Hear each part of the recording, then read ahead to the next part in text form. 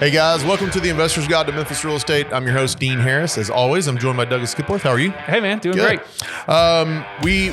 We bring you this podcast, guys. We're trying to give you the boots on the ground knowledge to be a successful investor here in Memphis, Tennessee. You'll see all of our info on the bottom there. If you want to shoot me an email about anything we talk about, that'd be great. Dean@crestcore.com. And I always tell you guys this: I help buyers and sellers every day. Investors all over the country come in. I help them buy houses and sell houses. The biggest kicker now is there's some listings are coming. So if you got anything to sell, let me know. I'll be happy to give you a free evaluation on that property. Dean@crestcore.com. Okay. Good morning. Good morning. I'm excited about this one. Today's topic, we're going to talk the B.R.R.R.R Strategy. What that is the letter B and then 4 R's. Yeah, it's been around. Yeah, how long you hold that R? It's been around for as long as I can remember, and Bigger Pockets made it. They kind of. I don't know if they coined it. I don't know where the coining of it came from because 10 plus years ago it wasn't. B.R.R.R. It wasn't just a strategy. It was just a strategy. That's right. Right. So it can be called different things, buy and renovate. And I mean, but everybody calls it B.R.R.R. in the single family, individual investor space where we are, man. So what that stands for, we'll go break these down and go through each one of them real quick. I want to give a market update before we start. Okay. Interest rates are high. That's normal. I mean, that's across the board. Everybody's dealing with that right now. We are still selling houses. There are transactions that are happening. There's houses that are being sold. The numbers are not what they used to be, but nothing is. You and I have talked about this a lot. Like it's a new day and it's a new world order as far as investing goes. You've got to buy differently. You've got to look at it differently. And every client I'm talking to is, right? Yep. So you guys are doing the right things by analyzing and look at those sort of things. But we are having a good amount of transactions. There are deals still coming. I've bought a couple. I know you have this year as well. And as well as we just watched. I mean, I just sat right where you're sitting in loan committee. An hour ago, we approved 2 fix and flips. So people are working. People are doing things. And that was just this week. Y'all do that once a week, right? 3 days a week. 3 days Monday, a week. Wednesday, Friday. Okay. So there's activity coming. I just want to kind of let you guys kind of get a feel of it and know what's going on. We are still busy listings and buying things like that. So shoot me an email if you have any questions. All right. B.R.R.R. Buy. B.R.R.R. Just hold it as long as we can. Buy, rehab, rent the property, refinance the property, and then repeat this process. That's it. And let's talk about why. This is now all I do. I'm not saying I wouldn't buy an occupied cash loan property that was in a good area. I would. No, good point. But just about everything I'm buying right now and have for the last couple of years has been a B.R.R.R. I want to give my reason for that, and then I'm going to push over. Okay, go ahead. Good. And then they're probably the same or similar reasons why, but you might have a different look. So I'm personally in the strategy to hold these for essentially forever. You know, you never say forever because you never know what's going on, but I'm buying these to hold the longest term I can possibly think in my mind is how long I'm holding these. So for me, there's a different strategy up front versus, hey, let's get into something for a couple of years and get out. Right. And what I mean by that is I want to find out everything that's wrong with the property right up front. Okay. I want to know it all. And if I can fix it, then I want to fix it all. I start with the major mechanicals because for the obvious reasons that's going to be, your largest expenses later on is going to be the mechanicals, HVAC, water heater, roof, plumbing, and electrical. So those things are going to cause you the most trouble. I start there. Then we go to cosmetics. And it gives me the security without because we're going to cover these together, what they are and what they mean. What it gives me is the security of a long play. I try to limit my maintenance. Right. Yeah. As long as I possibly can. So by working this strategy, it gives me that security that I'm keeping it.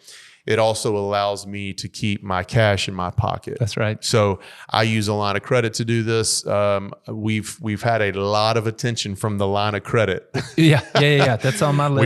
We had an episode several weeks ago about the fireman who created the $1 million worth of real estate by using the B.R.R.R. strategy and using a line of credit. We went into that. Yeah, go check it out, man. See all the hits. Really popular. I mean, a million hits on Facebook. A million. Approaching a million. That's right. And it's mainly because he's a fireman and he accumulated it. Well, you can do it this way through the B.R.R.R.R strategy, and I'm happy to talk through that. So that's what it gives me. Yeah, it gives me that peace of mind going into the first few years of ownership of this property that I can limit my maintenance and have full control of the property. And then the biggest is the refinance on the back end with the banks. I can keep my money. Yeah. So yeah, I got 3, and here they are, just exactly what you said. So the 3 are, potentially little to no money down. Yep. So that's number 1. Upfront repairs. Yep. Which you just said, and then financing the rehab. So you're financing all that. So to me, it was like you buy it, you fix it up, and then you go refinance it. So all of that buying and fixing up gets repackaged in the loan and paid for, as opposed to buying it and putting it on a long-term loan and then realizing you got to go put a roof on it or you got to change the mechanical. Then it's out of pocket. It's heartbreaking. It's heartbreaking. It reminds me of Battlefield. Your battle scars from Battlefield. That's exactly right. Battlefield. Yeah, Battlefield. Anyway. Yeah.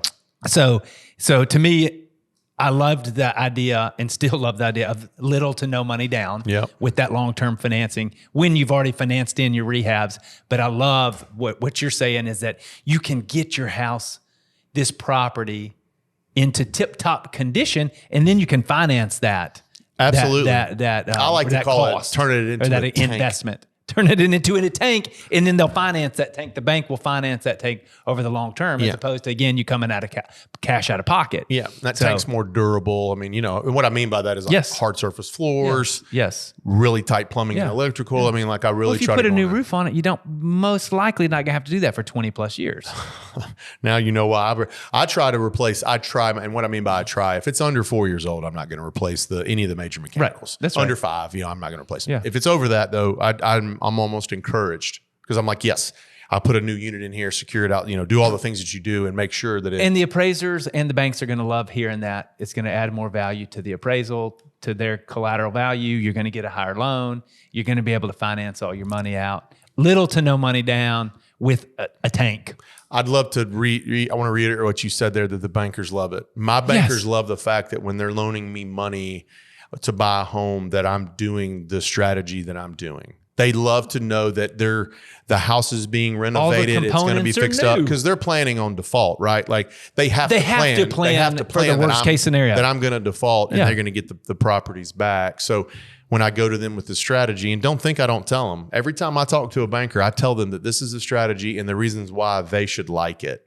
Yes. Now, I don't know how, they might take some into that and they might take it as a grain of salt. But they when they hear that, they should know that, hey, I'm not just putting 20% down and hoping that this thing's going to be in great shape. And they don't have to worry about their appraisal because they don't have to worry that the appraiser is using comps of fixed up houses and yours isn't. That's right. And so that the value is not what it says it is. I mean, they're more comfortable with their valuation, which is what they're loaning looking for. And they're going to make up a percentage of the value. So the higher you can get the value legitimately, the better.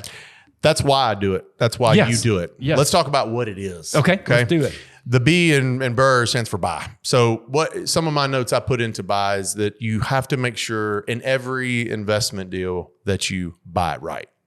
Buy it right. And I've never heard of an investment deal of any kind anywhere that wasn't a deal if you bought it right. Deals in some of our worst zip codes are not deals because the price is too high. And then even in some cases, you might not take them. But my point is that if you buy a house in an area that you would invest in and you buy it right, that's a solid investment. Where people can start off wrong immediately is buying it wrong. Right. And I guess what I mean by that is too much. Overpaying. I mean, we talked about the 3 deadly sins. Overpaying is number 1. Yes. Overpaying for it is a deadly sin of real estate investing. Especially in B.R.R.R.R. Because you're counting on that room to refinance and make this strategy successful. So I agree with you on buying right. If you study the great investors, primarily stock investors, but if you study them, they make their money on the purchase, right? They buy it right. And then they sell it someday or they let it appreciate or do whatever, cash flow, whatever it is. But you buy it right. You have to buy it right. You have to prep, do all your training. And then it's game time. But you got to do your work to buy it right.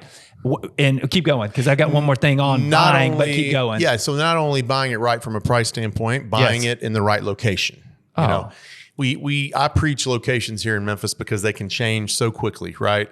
Some zip codes are street to street. That's a little bit of an exaggeration, but block to block in some areas can. For sure. Neighborhood to neighborhood that abut each other, for sure. Absolutely. It's not zip code to zip code. No. 38111 has 4 different areas of, that's right, of price ranging and tenant basis. So buying it is the biggest component for me. Buying it right, buying in the location that you want it in. To me, start like everything, you don't want to start off a race by tripping out of the block. You're going to win that race? No. It's going to be a lot harder to win that race. Oh, yeah. And the chances are you won't. That's right. Yeah. All right. So anything else on buying? The 2 things I say is that we always also talk about those fundamentals of deals, financing, and management. Yeah. Right? And deals, this is buying. Like, that's all. Then there's financing, then there's management, which is what the rest of this is. Yeah. But deals this is a big component, whether you're using an agent like yourself or however you're finding and sourcing your deals, getting that expertise and advice to buy it right. There are other episodes, but I guess when I think of BRRRR and buying it right, I always think about cash offers. Yeah, that's why I use the line of credit. Whether you're using a line of credit or hard money, I mean, you got to use some kind of cash offer to get the best purchase. Most banks, especially the traditional mortgage companies, but even banks are not going to loan on something like that. They don't know what rehab you're going to do. There's a 203K loan, I guess you could use. I can imagine going through all that red tape to try to get all that done. Cash is going to be king because the property is going to be distressed anyway. The seller of this property is likely not going to want to wait 30 days for a loan. Even if it's a higher offer, in a lot of cases, they want that cash and go. So line of credit that you can call cash and use as cash. Hard money is a way that you can call it cash and use cash most of the time. Yeah, most of the time. And then just straight cash. Straight cash if you got it. Yeah. Which we talked about. Which we talked about finding that money, private money. That's the whole 2 weeks ago. Story. Yeah, 2 weeks ago we did it. So there's ways that you can find money. So if you're listening to this right now, I got a lot of comments from the fireman thing saying, "Oh, you got free money. Who has the sugar daddy family?" And right. You don't need that, man. No. That's not what you need to do this. That helps. Got it. I mean, it helps everybody, but you don't have to have that to get this done. That's a short-minded thought process. Right. That's a closed-minded, short-minded thought process to lash out and think that, hey, I am giving you guys all the tools to do this and to make it happen without any kind of rich family or uncles or whatever it may be. So, and you've seen so many people do it so many different ways. Yeah. So, All right. Number 2, rehab. Big component. I'm sitting here. I guess I'm going to catch myself going, man, this is super important on each one of these, right? Each one of these is going to be super important. But the rehab part of this is super important. Super important. I mean, you can't get in, the biggest. Do you remember my story from the biggest screw ups? Yeah. We used the wrong contractor. We messed up. Yeah. Totally screwed up the rehab. So it is super important. Here's some advice. If you want to refinance it. Which the banks are going to have to come in and see everything you've done. Yep. Here's some important advice. I had a guy tell me this the other day. He buys in different markets. Okay. And when he goes into a market, he starts the market by only using referrals. Okay. He only uses people that he knows in that area that they have used before, and they can say, hey, I've had way more positive experiences than not. Yep. So when you're coming into a place, either get the referral from me, get it from somebody else that has said, hey, I heard of so-and-so used them. I use this guy or gal. I use them for my rehab, and this worked however many times that you did it. So start with referrals, but the rehab is important. The levels of rehab are important for the different markets. You need to go with a contractor. In my opinion, I love it if they own rentals or work for a property management company, our asset management team who deals with it all the time, or someone else that has experience owning real estate. We refer out a company that those guys own some rental properties. We've got another one we refer out. I think they have a couple. So I would recommend starting with referrals and with people that either own or experienced in the rental game business, because it's way different. Your luxury high-end guys here would be lost doing this types of jobs, and these guys that do these jobs would be lost doing the higher end stuff. Yes, 100%. So rehab to me is one of the most important. I'm going to say that about every one of them, but rehab is extremely important. Extremely important. And again, I think about using hard money or lines of credit to finance that. I mean, you can come cash out of pocket, But again, you're going to get this money refinanced back. So a hard money loan is a good option. A line of credit is a good option. That's what I've always done. Yep. Or put your cash in there that you're going to go refinance it out using a good, experienced, vetted contractor is really important. We have contractor podcasts that we've done. We break down how to deal with those guys even more, but there's a way to pay them and different things like that. So I can go through a little bit more of that specifically at another time. And I guess I would say to your last point, kind of your first point is like, do the rehab right, get it done, because you're going to be able to refinance all this money out. Yes. So don't skimp. This isn't the time to skimp on the rehab. Hey, I just left a multifamily thing where I'm under contract for, and I literally just had the conversation with the person I'm partnering with on it to make sure that everything is included into the purchase price, the rehab, everything. Make sure that we went through the entire thing. Oh, but we need to include this and it. So make sure when you're going through here, the biggest thing is saying, that HVAC is 9 years old. It looks okay from that. That's a replace. You just want to do it because I can almost promise you're going to have maintenance calls right now, and you might be looking at a replacement in a couple of years. So you might as well go ahead and start. Agree. We got buy. We're going to rehab it. Then what are we going to do after rehab? We're going to put a renter in there. We're going to rent it. We're going to put a tenant in there. We're going to hire a property management company. We manage 1,800 houses here. You got a property management company right here. You guys go out, make sure that the property manager you're using is familiar with that area and that product. And then you can speak some more on property management, but renting and getting your right tenant for the right amount is key. Market rent.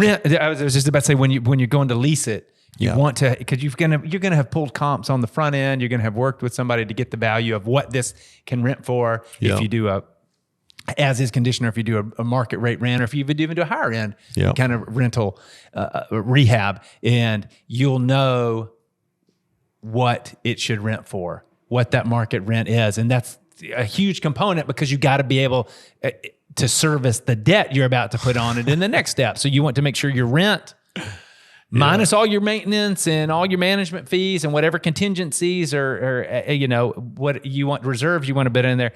Then you've got a mortgage payment of principal and interest. Maybe they're going to escrow taxes and insurance. But my rule of thumb is you want to keep that thing at 50% or less. Yes. So that mortgage payment to your rent. Yes, that's right. Gives you that enough cushion and enough room in there. So the renting is very important.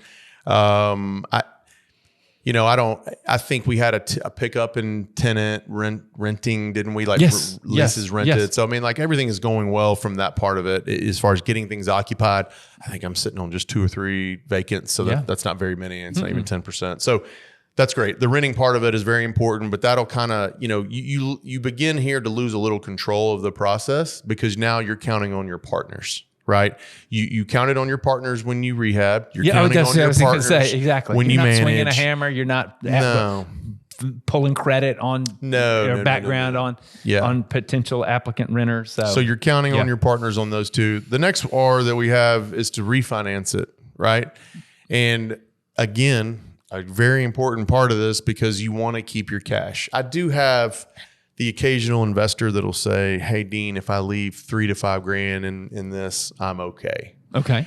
I don't like to do it because to me, that's not a BRRRR, right? That's just a decent investment property that you refinanced and you only left a little bit of money in it. So you'll see me send out some houses and I'll use the phrase possible 100% BRRRR. Okay. I send out some properties that you might not, because there are some clients that I have, many, so actually that are okay with leaving some money put up to 20%. I mean, 20 to 25% is the typical thought process. That's right. But that's right.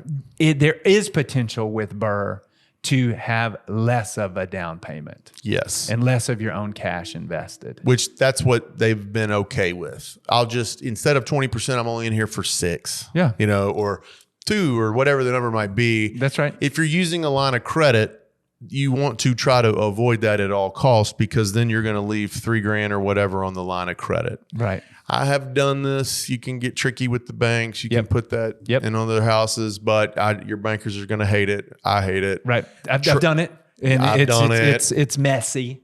Oh, at best, it's messy because you need a really flexible banker. Yeah. Most of them. You got to figure out how to go pay that line of credit off. And it works out if you work to work it out, but it's work. I have a guy with a large portfolio. He does it all the time. And then whenever it gets too big, he sells one of his houses and pays it off. So it works out if you make it work out. It works out. You have to figure it out. You need to be savvy as all get out. So I have only done some minor amounts, and I put them on some other houses that haven't been big amounts. So be careful with that with your line of credit. If you're a cash buyer and you're okay, leaving some in, that's okay. That's fine. But if you got $100,000 and that's it, you don't need to leave any money in there. We're not going to be able to do this long. Right. So I'm not going to say if you have infinite money, but if you're looking at 4 or 5, 6, 700 grand and you're like, hey man, if I left $3 grand or $4 grand in each one of these houses, okay, well then it's going to take you forever to run out of money. But if you're on a very tight or limited budget from a resource standpoint, you don't need to leave $3 grand in there every time. When it comes to who can do this, that's another big question. On the refinance. Yeah. I want to get this part of it kind of out there. Okay. You can use a line of credit in your own hometown. Yes. To buy real estate here in Memphis. Yes. And then refinance it locally. Most of your California banks, I'm going to call California because most of these people are in California, but your West Coast banks are not going to want to hold a 20-year mortgage on a property in Memphis, Tennessee, in all likelihood. There might be some that will, but most of them are not going to want to. It's an out-of-market loan for their regulators. It's not anything something they're excited about. That's right. That's right. Locally, it is so much easier for me to get you approved for a refinance versus a brand new loan. I mean, tons easier. That's when you go to local bankers here and you say, hey, I already own it. I've rehabbed it. It looks great. I got a tenant in here paying market rent. I'd like to perm this out with you and your bank. 10 times easier for me to get that done for you versus going to the bank and saying, hey, can I have an unsecured line of credit for 200 grand? You're going to get the door slammed almost every time. So if you have a banking relationship at home, a family member at home, whatever you've got to find a way at your own hometown to do this, that is a way to do it. They might, a HELOC, you've used HELOCs. That's how I started. People have used HELOCs a bunch to do this. So maybe you guys on the West Coast have 400, 500, 600 grand in equity in your home or more. Take a couple $100 grand out in a HELOC and let's use it here. There's several different ways that this refinance part can come into play. Yep.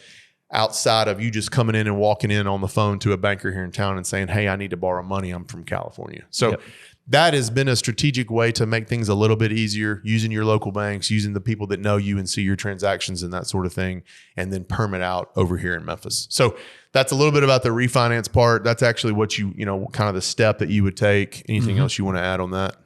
On the refi, no. I mean, it is pitfalls, anything to look out for. We could be here till next Tuesday for pitfalls. Or next but again, Wednesday this to me, pitfalls. when you're talking about the pillars or the fundamentals of buying, deals, financing, and management, we just talked about all three: managing the rehab and financing that property, but then also on the deadly sins of over leveraging. So you don't. I guess a bit of advice is, the banks are probably tight right now, but is in the future and in the past. If it appraises for 100 or 200 and you can get 80% of that up to 160 and you've only got 150 in it, don't take out that 10. Oh, most won't even let you now. That's what I'm saying.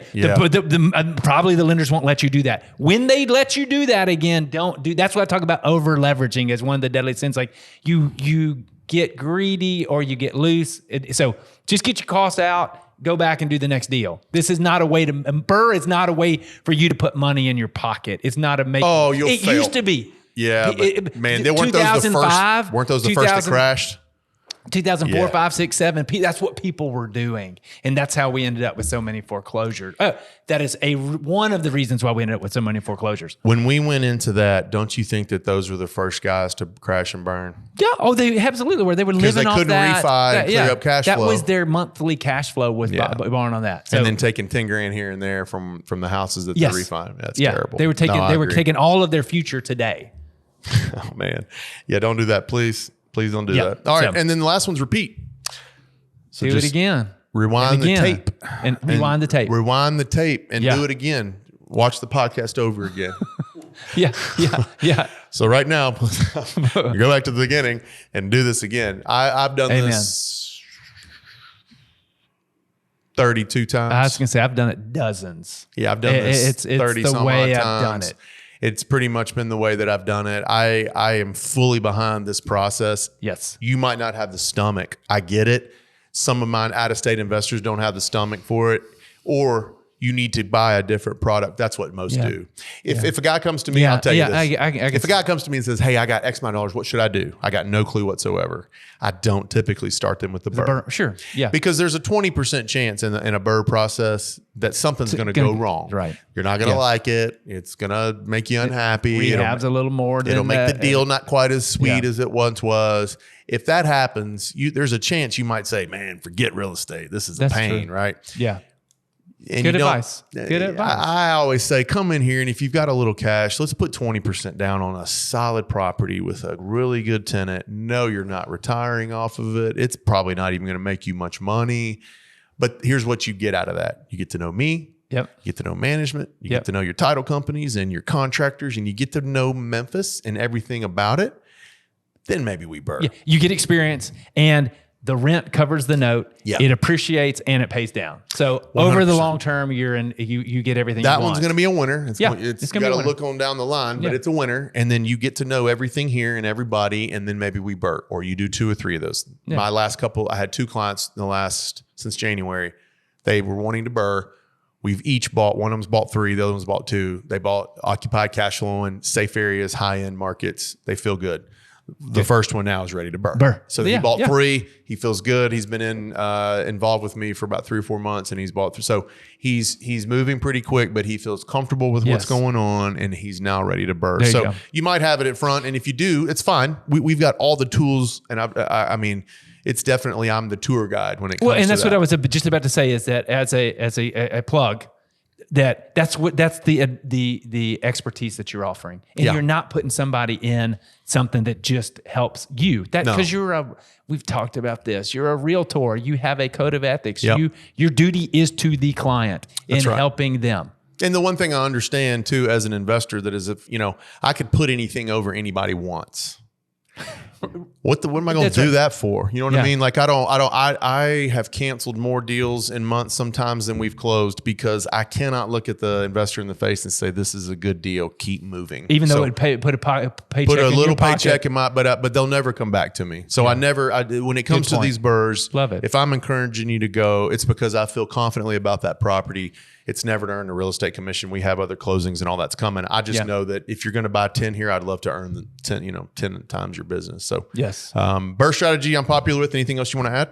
No, man. I love the BRRRR. I mean, it's how I started. Like you said, line of credit, buy a line of credit, go rehab it with the line of credit, all in, get it rented, take it to the bank, put it on a long-term loan, pay back the line of credit, and then buy a house 10 doors down. That's how I started. I want to leave everybody with this, and this is what I laugh. This is a 30,000 foot view, but when I'm talking to other people about this, and I'm kind of laughing about it, and we're just having a joke. Here's what if you'd have told me that I can borrow millions of dollars from a bank, to buy property, I can borrow millions to rehab them, and I can get someone else to pay it back for me, well, what else are we doing? You know what I mean? I buy it. I get someone else to fix it. I get someone else to live in it. I get someone else to manage it. And I get someone else to pay the loan back. So that's it. That's the BRRRR. And I don't know what else you got. I should have just gone on this podcast and started with that and then been like. Do that. Mic drop, whatever. That is. See you guys later. Done. I mean, what else do you say to that? Like that is it. That's it. Man. So great show. Appreciate you, man. We'll see you guys next time. That's the BRRRR strategy. Take care. Love it. I mean, I don't know what else to tell you. That is the truth.